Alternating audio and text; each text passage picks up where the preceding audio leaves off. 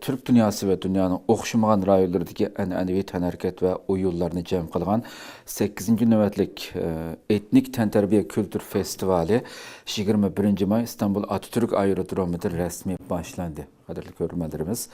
Elbette bu festivalda Şarkı Türkistan məxsus çedirimi kurulgan bulup, mol məzmunlar bilen 24 maygacha davamlaşıdı.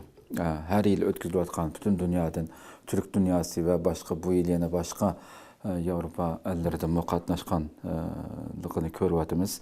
Naiti hem prezidentlerimiz bulup İstanbul'da bağ halkımız prezidentlerini elip ziyaret kılışkı tegişlik nurgun maharetler körüstüldü yani meyli çevendazlık, ok etiş, kadimi tenterbiye uyulları, kılma tamakla diyendek naiti mol mezmunlar bilen devam kıldı. Her yıl Şarkı Türkistan'da mı məxsus çedir bilen şu cemiyetlerimiz tunuşturup kilovatıda bunu ziyaret kılışınlağa ziyaret kılış gerek boğan bir cay bulmak. Yeni bir haberimiz Avrupa İttifakı'nın Xitayga beqinishni azaytish uchun yuqorida degandim. Tayyorlayotgan qonun loyihasiga asoslanganda shirkatlar Xitoy sirtidagi ta'minlovchilardan mal setib olishga majbur bo'ladi ekan. Bundan keyin ve birli devletin mal setib olishga 40%, birli ta'minlovchidan mal setib olishga 30%dan 40%chilik chek qo'yildi ekan.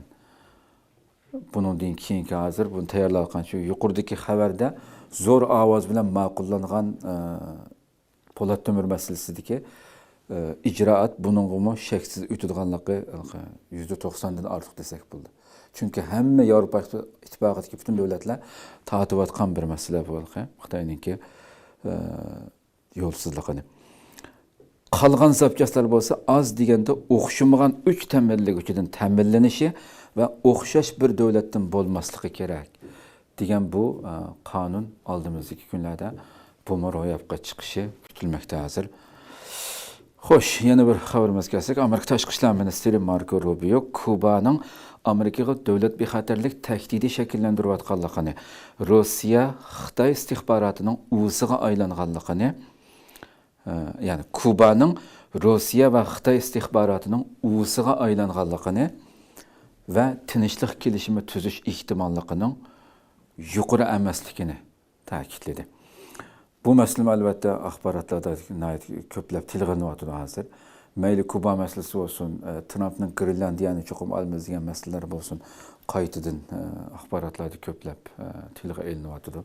Elbette bunu körümüz aldığımızdaki küllerde.